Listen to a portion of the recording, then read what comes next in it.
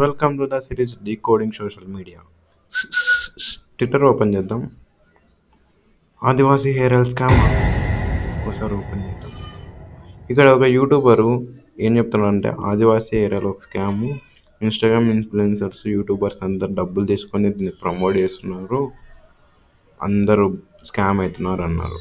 ఒక ట్వీట్ చూసా, ఇది నాకు ఈ బెనిఫిట్ అయింది అని నాకేదో తేడా కొట్టింది. मेरा एक ఒకసారి क्वेश्चन है క్లిప్ कि చూడండి. क्या दुनिया का कोई भी हेयर लॉस को रोक सकता है, हेयर रिग्रोथ करा सकता है? मेरा ओपिनियन है नहीं, ऐसा नहीं हो सकता है.